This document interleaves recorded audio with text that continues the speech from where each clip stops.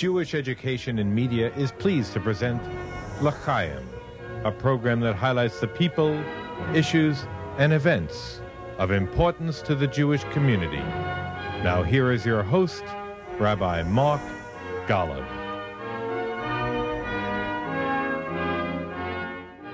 And now from the 2014 General Assembly, I have a real kick of speaking with not only a colleague, but the man who is editor of one of the premier Israeli daily newspapers, and one which in English, by the way, is read by so many American Jews, Haaretz. What a kick for me to be sitting with the editor of Haaretz Aluf Benn. Thank you so much for joining us. Thank you, Mark. I want to talk one moment about you, then I want to talk about Haaretz. How long have you now been editor of Haaretz? Over 3 years. Okay. And I remember when you were appointed or you got the job, what were you doing before that? Well, I've been with Haaretz for 25 years. Most of the time I was diplomatic correspondent. Yes. Or analyst. I traveled all over the world with successive prime ministers. I think the first time I was at the GA was with the late Prime Minister Rabin 20 years ago. Amazing. And you're so young. It's hard to believe, Aluf. Covering the triangle of war, peace, and politics, yes, which is always intertwined in Israel. Where were you born? In Israel. And where do you live now? In Tel Aviv. Very nice. So let's talk a little bit about the newspaper and how you see the world. Obviously, everybody understands Haaretz leans to the left. I assume that as editor, this also reflects your own perspective on the political scene, both in terms of Israel itself and really Israeli-American relations. Is that fair to say? Yeah, I guess so. Okay. When we have guests who will represent the left here at JBS, very often, Aluf, they will tell me that sadly, from their perspective, the reason there has not been real movement on the peace process between Israelis and Palestinians is because of the Israeli government's reluctance to do what it needs to do to create confidence within the Palestinian community. And there is criticism of Prime Minister Netanyahu. Do you feel that that represents the position that one would normally read in Haaretz? I think so, but I think it has also another reason. Look, we write our editorials that represent the paper's position. We're aiming at the Israeli political system. Or, it can be the Supreme Court or the government or the Knesset or the voters. We don't try to teach lessons to other sides involved. Not to Obama, not to Kerry, not to the Palestinians, not to the Palestinian Authority, not to Hamas. We see our editorials as a means to influence the thinking of the Israeli political elite or the public at large. And therefore, it's not as if we have we have to assign blame for failures of the peace process and so on between both sides, and we don't play diplomats. And also, we don't think of ourselves as representatives of any political camp or any political party or group. We're a newspaper that's much older than the State of Israel. We're approaching our 100th anniversary in less than 5 years. And Haaretz has held long-standing positions for decades. Yes. Not only on peace and war, also on economic affairs. Yes. And in general, Haaretz has had a critical point of view about the political system, about the economy, about the need to reform many sectors, about the role of religion in public life, and so on. And this really transcends political changes and parties and so on. Aluf, it's a very important insight you've shared. And again, many American Jews read Haaretz and they assume you're writing for them. But the paper is translated into English so that American Jews can read it. The paper is translated. We translate part of the paper. Obviously, small-time crime stories in Rishon LeZion are Exactly. less interesting to readers in New Jersey or in Beverly Hills. But so part is translation, and growingly we have more and more original English language content. For example, stories about the Jewish world. We ran many stories about the Reform movement that are less interesting to our Hebrew language readers. Major example, the Women of the Wall. Major story that always gets lots of traffic in on America. Our English website. Yes. Mostly readers from North America, you would guess, and very little traction among our Hebrew language readers. Because, and I think this is something that is often overlooked when people talk about the gap between Israeli Jews and Jews in the diaspora. Being secular in Israel means a very different thing than being a secular Jew in America. Because in Israel you can be you can be Jewish and live in a Jewish society and celebrate the Jewish holidays and so on without ever once setting your foot in a shul. So if you're a secular Hebrew language reader of Haaretz and you read about the Women of the Wall, your reaction would more often than not be, why would they want to pray anyway? And if so, why go to the Kotel? They can do it in Tel Aviv or in Herzliya. Why bother? So the issue of religious freedom to Israeli seculars, it's freedom from religion rather than the freedom to practice this or that kind of prayer or pray in certain places and so on. Many times, you're so right, many times American Jews don't realize that issues which drive them may not be of importance to native Israelis at all. I know, but I think that one thing that we can and we should do more is also to deliver the viewpoint of American Jews to or Israelis. Diaspora Jews in Yes. general, to Israelis, to sabras like me and my peers who have very little idea. Even if we have friends and relatives who live in America, they mostly live among Israelis. They speak Hebrew and so on. It's a different experience. Our grandparents all were together in the shtetl. But once Yiddish died out, throughout the generations, a gap grew apart. Now we now publish Peter Beinart. He joined our staff last year, and we also translate his pieces into Hebrew, and they get a very prominent play because we feel this is also a way for our Hebrew readers to read about what's going on in Israel or in Israeli-American relationship or in the Jewish American community through the eyes of a native from that side. And I want you to talk about that one more moment. In your own opinion, we'll get back to Haaretz in a second. From your own perspective, how important do you think it is for Israelis to see what American Jews are thinking and feeling about issues pertaining to Israel? I think it's crucial. Because? First of all, because as my former colleague Shmuel Rosner told me when he was the Haaretz correspondent in Washington, we used to write a column together. And he told me, it's a single political system. Because of the influence of American Jews over political contributions both in America and in Israel, and because of the importance, of the crucial importance of American support to whatever Israel does in its foreign and security policy, it's inseparable. And you see that in the endless trips of Israeli politicians to meet the Jewish community here and the other way around. Jewish leaders and American Jews and non-Jews political leaders alike coming to Israel when they're campaigning. I don't think that the same number of members of Congress travel to any other foreign country during their off-season before next year's campaign like they come to Israel. Yes.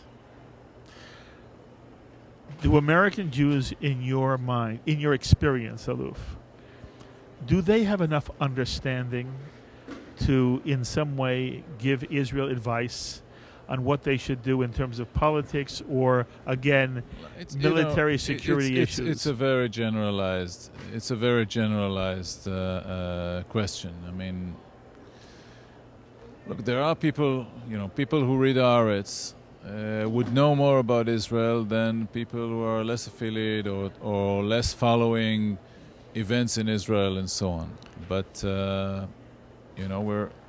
we're always open to get more attention. But we need to realize that after all, people who live far away have their own issues, and sometimes Israelis who are less familiar with what's happening in America believe that the only thing that matters to Americans in their daily life is Israel. And you need some humility. After all, we're a small country, we're far away, and there are other issues, and we need to know that. And Israelis, I think the problem is more for Israelis who don't always see the broader spectrum of American politics. And I remember as a kid, I asked, it was some presidential election in the United States, and I remember asking my parents, what are the differences between the Democrats and Republicans? And they were like, we don't know. It's more or less the same. It's not like in Israel. Now, ask an American, and he will tell you, what are you talking about? It's to see difference between both parties. So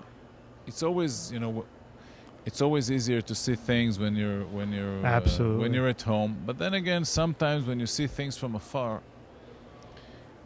you have clarity and less noise. And it doesn't mean that people don't have smart advice, even if they don't live in Israel or don't participate in Israeli politics and so on. All right, your point was that Haaretz addresses the entire spectrum of Israeli life, not simply politics.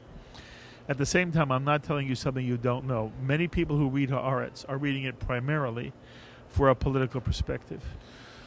Look. During the recent war in Gaza, during the summer, we had a surge of traffic on our English website. I think like 4 times the usual. Now, even if you go to Google Trends and you write Haaretz in English, you'd see like mountains, and the peaks are always at wartime, 2006, 2008, and so on. And clearly, that attracts more attention from outside of Israel than when the biggest story is, last week's biggest story was some problem in a sports match, in a soccer match. And obviously, most people here couldn't care less about that. Could not care less, exactly right. And I want to come back to the question I asked you before because it reflects what I hear readers of Haaretz say and what Jews are saying in general here in America. That basically, Haaretz takes the position that it's not the Palestinian unwillingness to compromise, but that there are things that the Israeli government should be doing, that Bibi Netanyahu should be doing. If he would do them, there would be a chance for peace. Look, Bibi Netanyahu came to office the second time, 5.5 years ago, and shortly afterwards he gave the Bar Ilan speech in which he pledged his support under certain conditions to Palestinian statehood, which before that and even shortly before that he was still opposed the idea, the concept. But then since then he did very little to make it happen. And clearly his current government and the previous one were more concerned about developing West Bank settlements than in reaching out to the Palestinian Authority or even believing that the Palestinian Authority is a viable partner for any serious deal towards Palestinian statehood or towards any serious political change. Now, I must add one thing here is that the mainstream political thinking in Israel since 2000, since the collapse of Camp David, has been that there is no partner. I remember I was there. It's not very far from here, in fact. That's right. In Frederick, Maryland.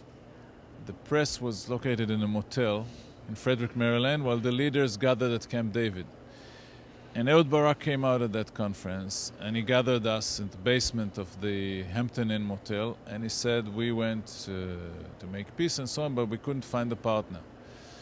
This has been the mainstream political thinking in Israel ever since. And people believe that the status quo is a better option than any deal which entails compromise and giving away territory and maybe removal of settlements and making other compromises. So there is no real pressure on the government from the public to reach out to the Palestinians. And it's not as if Netanyahu's support for the status quo resonates with the public. He's not doing it in empty space. We think that it's a wrong policy. We think that Israel needs a border. We think that Israel needs to end the occupation and settlement building because it's a moral burden, because it undermines Israel's standing in the world, because you don't want to live in a country that holds other people under occupation, and without full civil rights, and so on and so forth. But today, unfortunately, it's a minority position in Israel. You're saying that the majority of the Israeli people right now would rather see the status quo. Yeah. Mm-hmm. Not because they don't believe in compromise. And since 2000, I think it has been polled pretty consistently. 2/3 would say we support the two-state solution. Absolutely. And then when you ask people, okay, but will it happen? 2/3 would say no. Well, in other words, they support a concept, but neither the public nor the leadership have a way of getting there. And the current government has no interest in that. If you were advisor to whom the prime minister, let's not say it's Bibi Netanyahu, but some ideal individual ends up as prime minister of Israel, and you were in the advisory staff of this prime minister, do you have specific suggestions for how Israel could move forward to address some of the issues you just described? First of all, you need to take more initiative. Netanyahu would tell you that this is wrong because those prime ministers who took initiatives, like Ehud Barak, like Ehud Olmert in the peace process, and others who took initiatives by going to war, paid the price. They lost public support and they were voted out or had to leave. Yes and no. Yes and no. Well, Sharon could pull through the Gaza disengagement because Sharon was a very sophisticated and experienced politician, and he knew that the test of leadership is not in just reaching a decision, but in following it through. And although he was already in old age and deteriorating health, he saw through the Gaza disengagement until it was over. And he would have, he fell sick, but if not, he would have won the election by a landslide. And Olmert won it, although he was much less charismatic and popular than Sharon at the time. So I think that the main advice is to take the initiative.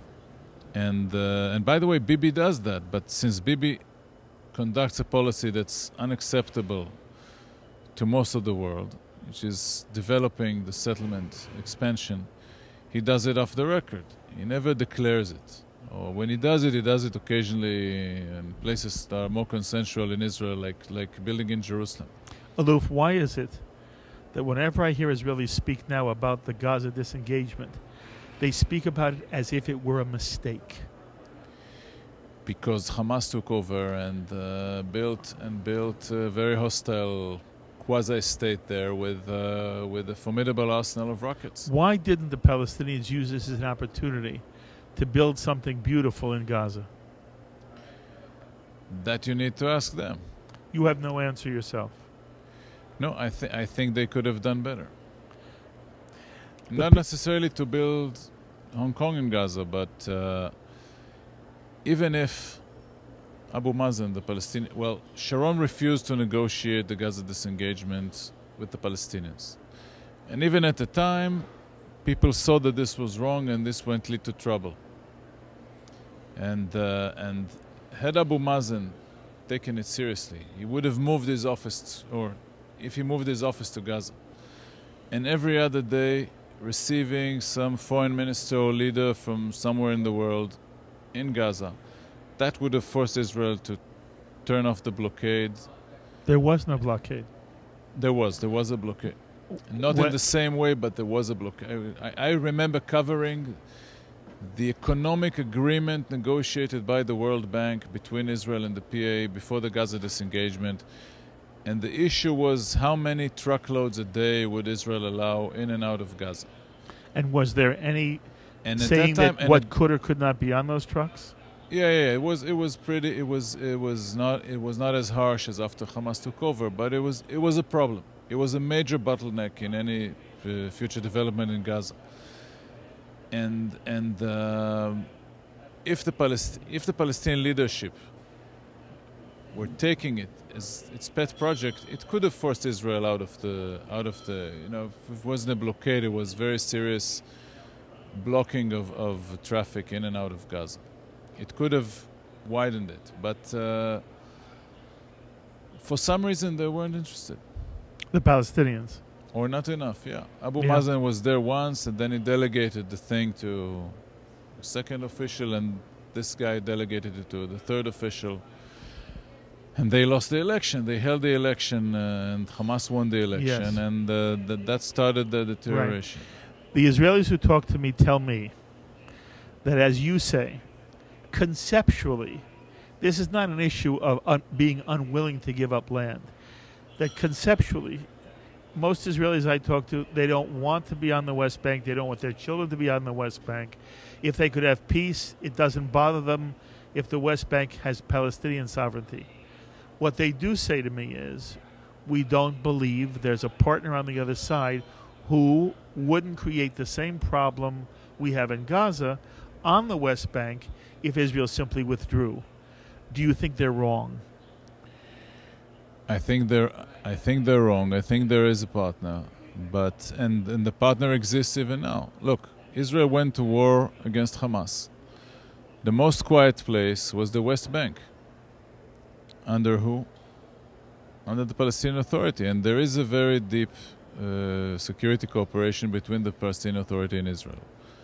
Under the Likud government and under the Abbas government, who trade accusations and the worst language, between each other, on the record and off the record, they know how to do business together. And also between a peace to end all peace in the current situation, there are interim measures. You can stop expanding the settlements. You can bring some of them back into Israel. You can do all sorts of things in taking the initiative. Obviously, the Gaza disengagement has not made it a very popular idea in Israel, and there are several public figures in Israel who want to revive the idea of unilateralism. I do need to ask you about the cartoon, because what it seems to indicate is that from the editorial position of Haaretz,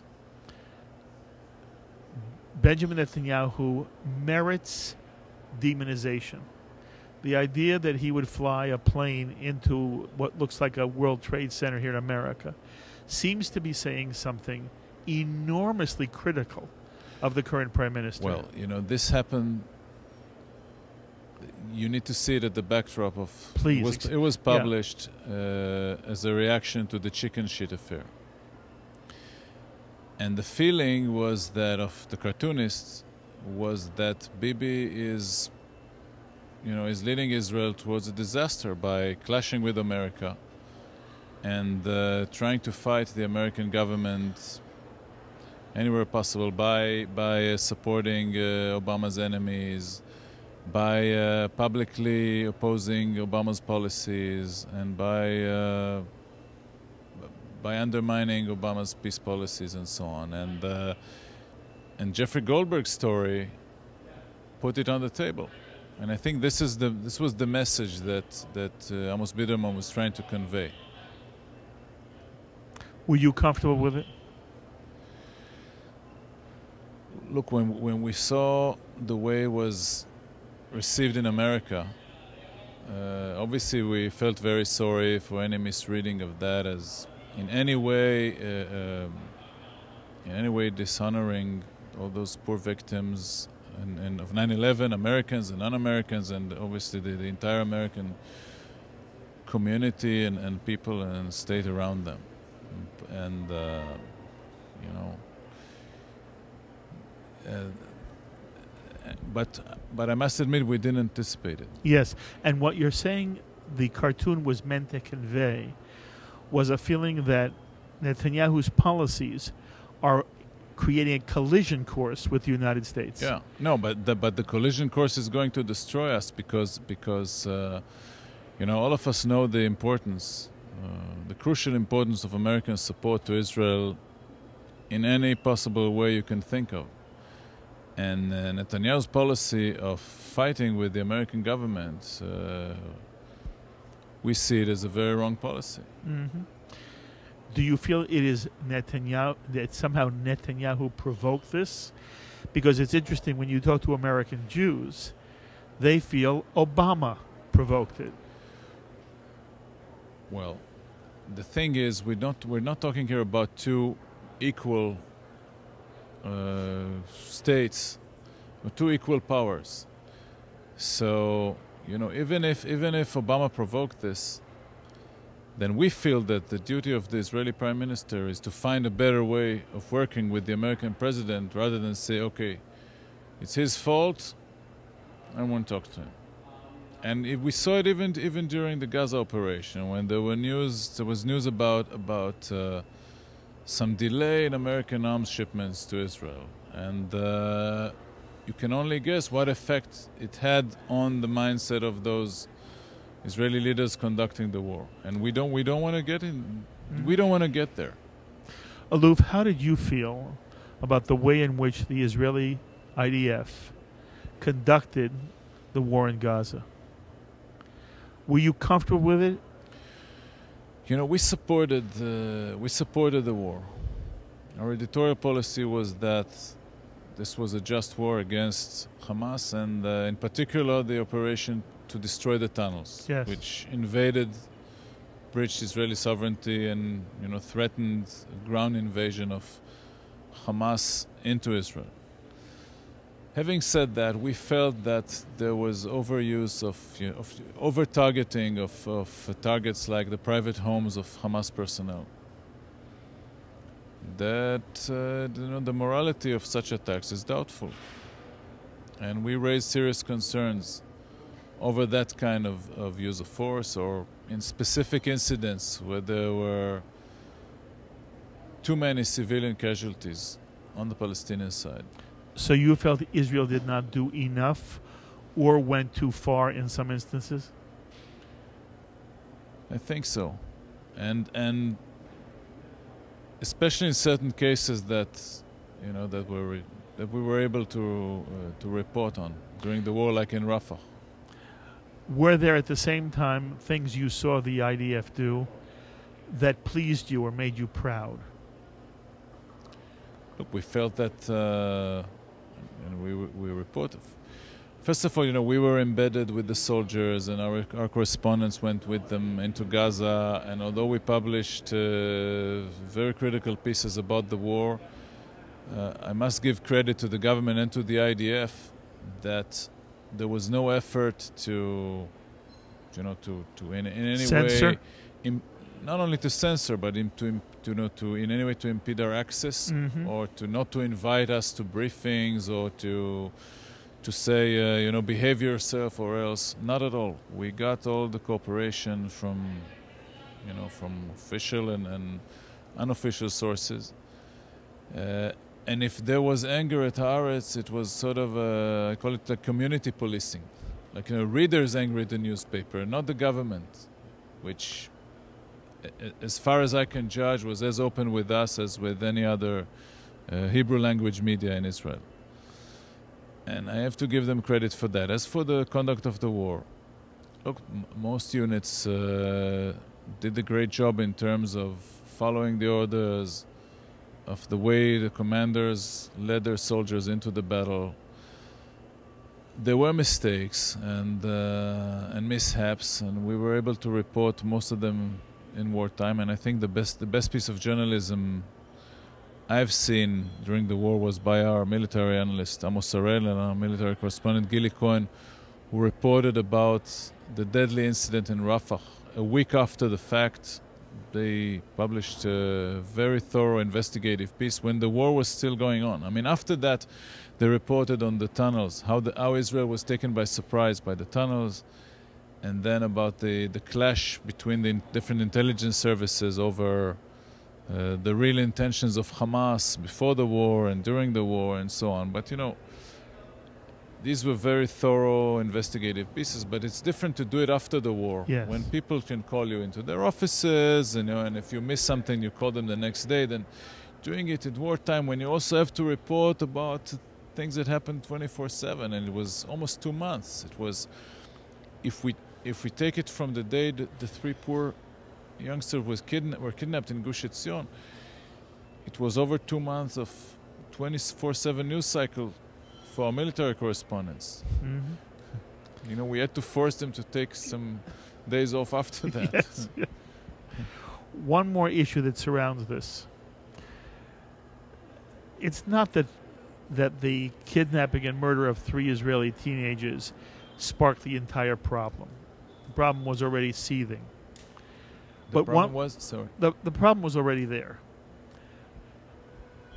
But after the kidnapping and the murder of the 3 Israeli teens was discovered, a group of Israeli teens, not only teens, took a Palestinian and basically burned him alive and killed him.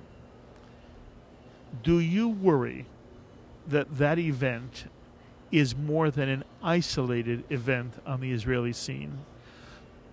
Every now and then I hear people worry that it represents a movement in Israel that is changing the character of the Israeli people. Well, I think this was, and I hope that this will be, an isolated incident. Right. There was no, I mean, you could not hear anybody with any political or rabbinical standing supporting it. Even I think even the rabbis of the most extreme right, I guess, were silent. Or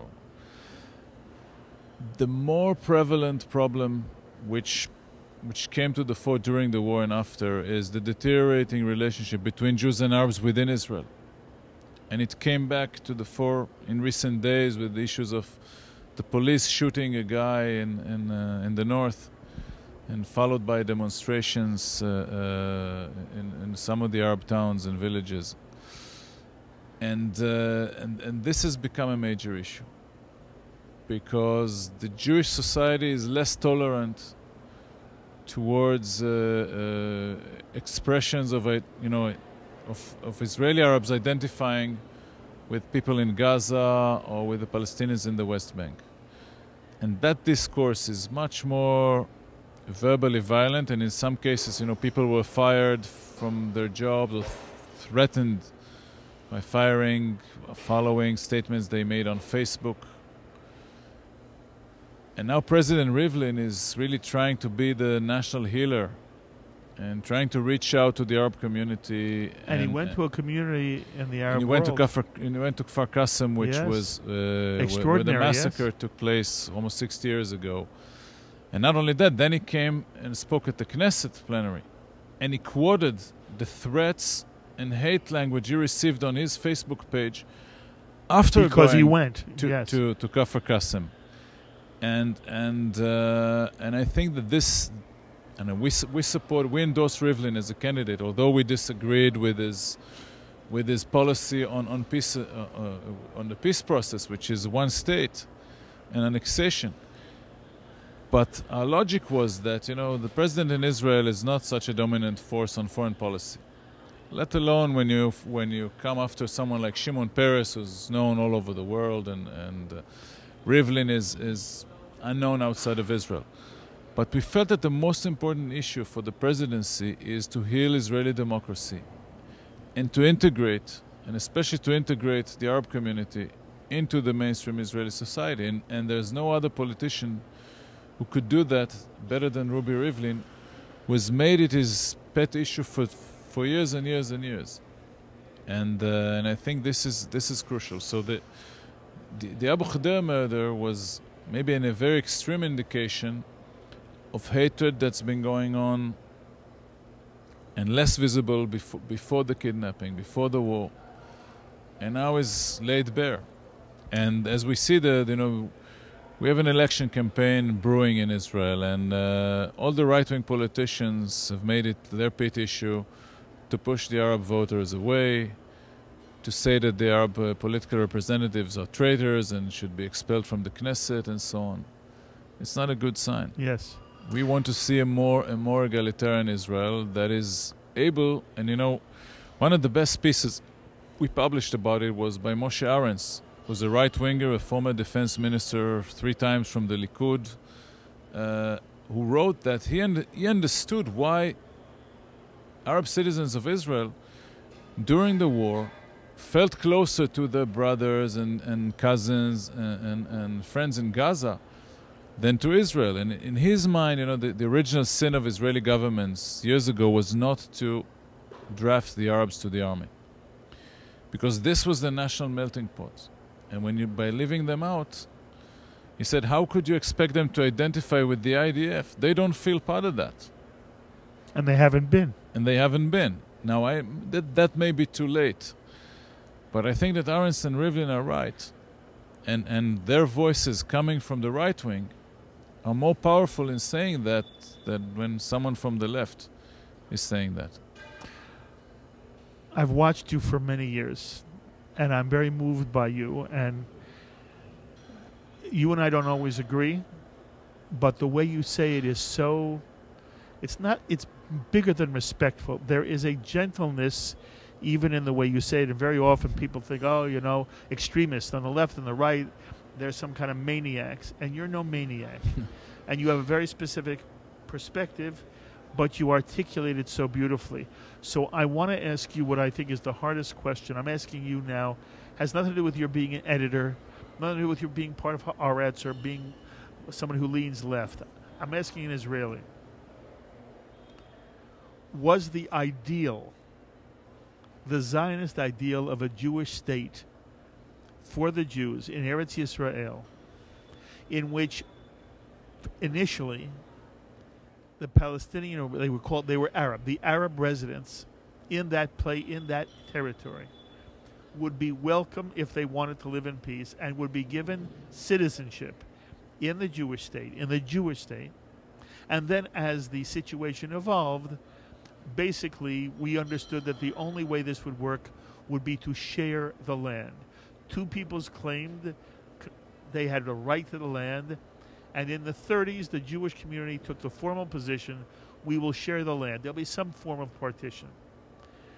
And that was the goal, and then the goal was that we will live in peace in a partitioned Haaretz. My question for you is, as important as it is for the Jewish people to have a Jewish state, as important as it is for the Jews to feel they are returning to their ancient homeland that was created not only by Avraham Avinu, but then by King David and by King Solomon and the divided kingdom. And as much as we want that to be true, is the political reality of life such that there is never going to be a way for the state of Israel to live in peace with Arabs inside the land because they don't feel a part of it? They don't feel a part of a country whose national anthem talks of Nefesh Yehudi. This was a state for the Jews. The Arab is welcome, but he has to understand it is a Jewish state. And at the same time, it doesn't seem that there is in the near future a way for there to be a second Palestinian state, a second state in the area, a Palestinian state alongside the Jewish state that's going to live in peace. I'm asking you, as much as we want there to be a Jewish state of Israel in Eretz Yisrael, is it an unrealistic dream even at this point in history? What's the dream? The dream of living in peace with that there should be a Jewish state of Israel in Eretz Yisrael. Well, it's not a dream, it exists. Yes, but at the moment you've described all the forces that are trying to pull it apart. Yes, but I think it's stronger than that. It's stronger than that. I think it's stronger than that. I think. Look, it's not always easy. It's sometimes difficult. It's a very fractured society, not only between Jews and Arabs, even among Jews. Based on where your grandparents came from. Every now and then there's a new story about the Mizrahim and the Sfardis yes, and but the they're Ashkenazis. getting married now. It's a different world in Israel. But you can't imagine. I would give you that answer like 2 years ago. But since then, it's now like the second or third TV documentary series about the issue, which immediately inflames dozens of very, very emotional op-eds about the issue between Sephardim and Ashkenazim. Now add to that the issue of the religious and secular, and the Haredim, and what kind of what part of Israel are they? They're not Zionists in the same way that the rest of Israel is. That's Jews, right. Correct. But they are Israelis and they take part in the state. But they're still a very small piece of Israel. No, they're growing. How? They're growing. What? The ultra-Orthodox? Yeah. What are we talking about? We're talking about 15%, and we're talking about 25% among first-grade kids. Throughout the land. Growing in 4% annually in Haredi schools, while secular schools grow by 0% annually. And what are you worried about there? In general? Yeah. We need to find a way for people to see. We need a more visionary leadership that would show people that they have a future in Israel. And even not Haredi. just. I'm talking about Haredi. I wonder why the Haredi problem is as serious as you're making it out to be. It is because we're losing a huge pool of talent that is not really contributing not to the economy, not to the general education, not fulfilling their own potential. I mean, obviously there is a group of people who would be Torah scholars forever, but not millions of people. And then when you don't teach them the right curriculum and they cannot find, even if they want to find a job, they cannot work in the knowledge society, it's a pity. And the same, by the way, is the underemployment of Arabs in Israel. And integrating these two minorities is the largest, toughest challenge for Israel. More than, reaching peace or not reaching peace with the Palestinians. Because it's always easier to unite the country behind, fighting Hamas or Hezbollah or, I don't know, the Iranian nuclear program or what have you. It's more difficult to build a more integrated society. Now, for example, when you don't draft the Arabs and the ultra-Orthodox into the army, so they have 3 additional years of youth that I did in uniform. But then again, the network in Israel is built around your military service. In the same way that in America, it's where you went to college. So being left out of that, regardless of politics, it's a disadvantage. Because when you recruit people to the next startup that's going to make billions in Silicon Valley, you reach out to the people you know from your high school, from your military unit, not from Al-Fahim, not from the yeshiva, because you never went to these places and you don't know anybody there. And I think that's a shame. And Netanyahu, for example, I once traced where Netanyahu went to visit as prime minister in Israel. In most cases, it was cities that are run by Likud mayors. I mean, outside Jerusalem and Tel Aviv that are obvious. He never once went to a Haredi town. Not even once. Not to Bnei Brak, not to Beitar Illit, not to Elad. Now, these people were the previous term, were his coalition partners. He sees them as his support base. He never once paid a visit to one of the major rabbinic schools in Israel. Why? Shimon Peres did. Shimon Peres went to Ponevezh, to the Harvard of the Lithuanian yeshiva world in Israel. Why? I don't know. He went maybe once or twice to Arab towns. by the way, totally unlike Sharon, was not in any way fond of Arabs or saying nice things about them. But as prime minister, he made a point of visiting an Arab town every month or so. He was much more inclusive. Yeah, and I think this is missing. And it has nothing to do with, with the relationship with Obama or with the settlements or with the peace process. It's first of all trying to see the country as it is. Now, if half the kids in elementary schools in first, second grade are Arabs or Haredim, you cannot ignore these and Netanyahu's answer is to say without the Arabs and the ultra-Orthodox we could be Switzerland, but we have them. And I think the most basic thing, and I see Rivlin as exactly the opposite politician, the inclusive, the egalitarian, but obviously the president in Israel is more symbolic. It's not a job with actual political power. But I think the most important thing for our future is someone who sees the Israeli society as a whole and trying to show a way forward and not just talk about pogroms and holocausts and threats and how bad is the neighborhood and how evil are our neighbors and so on and so forth. Are you hopeful at all that the Arab Israeli can be integrated in a way that would fulfill his soul and he would want to become a productive member of the State of Israel? Oh yeah, I definitely believe so. But it's a long journey. It's a long journey. And as you said, to the Arab citizen, the idea of Jewish state is alien, because then as an Arab citizen you have to say, okay, so what am I?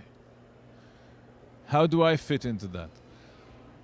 But there is a significant number of people in the Arab community who want to integrate, and the most important thing for us in the majority is to open a door to them, knowing that this is not going to heal, not tomorrow, maybe not the day after tomorrow, but I think you could reach much better coexistence even without solving the problem or changing the nature of Israel to something else entirely.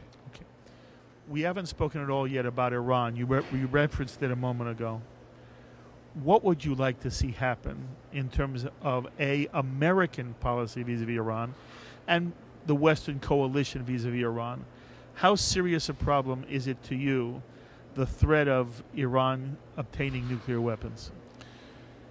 It is a serious threat, but I don't think that, and I never thought that once Iran gets a bomb, then, the next day Israel ceases to exist. Look, it's frustrating to see that even when the American administration and the president is trying to reach out to Iran and turn Iran into a de facto ally, and even a little more than de facto ally in the fight against ISIS, once it's published that President Obama sent a letter to Supreme Leader Khamenei, the next day Khamenei publishes on Twitter the recipe for destruction of Israel. And, I'm old enough to remember, I grew up in a neighborhood where many of the kids' parents worked for the military or for the intelligence services. And many friends of mine spent time in Iran with their parents when they were there doing some job for the government. So I can still remember Iranians and Israelis as allies. And it's a more natural alliance than one can think of, because we're talking here about two non-Arab powers within a predominantly Arab region. So the best way for us would be to see political change in Iran, leading it back towards alliance with the West and with Israel. And it's amazing to see how stubborn they are, because if they were more flexible, 4 or 5 years ago, when Obama was at the peak of his powers, freshly elected, reaching out to them, this could have been a Nixon to China moment. But they appear to be more stubborn than the Chinese in this respect. And even now, when they are afraid of ISIS, and Obama is willing to take their side against the radical Sunnis, even now they're hesitant. Are you critical of Prime Minister Netanyahu in terms of the Iranian issue? Well, First of all, I think that Netanyahu did a very good job as a diplomat vis-a-vis the Arab Spring. Because the main issue in the Middle East in the past 4 years has been the revolution in the Arab states and the collapse of Syria, following the collapse of Iraq, following the collapse of Lebanon, and the political turmoil in Egypt. And Netanyahu did a great job of keeping Israel out of trouble, mostly vis-a-vis Egypt and Syria, our two strongest immediate neighbors, and trying to support the Jordanian kingdom, off the record, behind the scenes, to give it support, and to give support to the Egyptian generals that are Israel's most important allies in the region for decades now. On Iran, he reached a point where he can do very little. Mm-hmm. I mean, he failed to reach the deal with Obama of, take the West Bank and bomb Iran or use more extreme sanctions against Iran. So Netanyahu was not willing to give the Americans anything in return for a tougher policy on Iran. Now, we can always argue whether this deal was reasonable, whether it could have happened or not. It's the one book that has yet to be written is about the war that never was between Israel and Iran. Why did Netanyahu hesitate when he had the support, when he could maybe not gain international support, but at least international understanding for attacking Iran? But he backed off. Was it just because of American pressure? Was it because of the opposition of his own security chiefs? Was it because he wasn't really sure? Or because of a general anxiety and reluctance for taking such bold steps? I don't know. But in the end of the day, it's a failure because Netanyahu pledged to prevent Iran from getting the bomb. And assuming he doesn't have the bomb in some basement, you can argue that he succeeded, but I think they're much closer than they were when he took office. Mm-hmm. Aluf, do you love the state of Israel? Oh, sure, of course. You said of course, right? I want you to reflect on this for me, and I don't want to overstate it. There are American Jews who read Haaretz very differently than you and your journalist write it. There are American Jews who read Haaretz and use it because they don't love Israel. And they use it to say, look what Israelis are saying in criticism of Israel. I talk to you, and it's so clear to me how much you're committed to Israel, care about Israel, love Israel, and if you're critical, it's from inside and inside that love. There are many American Jews who do not come with the same perspective. Their whole context is different. But Haaretz is their ammunition. And I wanted you to reflect, what does that say to you? What does it mean to you? Look, we are the only ones who cover, in the Israeli media, who cover the occupation. As far as the rest of the Israeli media is concerned, the mainstream media, there is no occupation, there is no West Bank. The settlements are mentioned only when there is some terrible terrorist attack like this morning's. And we think that this is wrong. And we think that it's our duty to report these things. And we don't think that our duty is to cover them up because someone else might abuse it or might use it to attack the state of Israel. If there was no occupation or if there were no certain ugly faces of the occupation to report on, then these guys would have no ammunition. But, our job is not to worry about what our readers may or may not understand or may do with what we're publishing. But obviously, those people who oppose the occupation would quote Haaretz more than any other Israeli media is because the others simply ignore it. So it's very easy to explain. It has been wonderful sitting with you. You're an extraordinary human being. you do extraordinary work as the editor, but your soul is wonderful. It's been a joy and an honor for me to sit with you and share this time. I wish you kol tuv v'hatzlacha. I will chase you from time to time. You'll just give me more of your insight. Fair enough? Of course. Thank you very much. Aluf Benn, who's the editor of Haaretz, and again, you just met a spectacular individual who's doing remarkable work on the Israeli scene, and very often American Jews have no real sense of what Haaretz is, who Haaretz is, who Aluf Benn is, and so I'm so pleased to be able to present him to you and for you to get a chance to know him. It's not about whether you agree with him, you don't agree with him, but you can appreciate what he's trying to do and what Haaretz is trying to do, and you obviously recognize you're dealing with an extraordinarily committed, wonderful Jewish soul. As always, I invite you to be in touch with me with any thoughts or comments you may have to the ideas expressed by Aluf Benn. Please email me, write me, post on our Facebook wall, tweet me. I look forward to hearing from you. We're coming to you from the 2014 General Assembly. Until the next time, I'm Mark Golub. L'chaim, my friends, to life.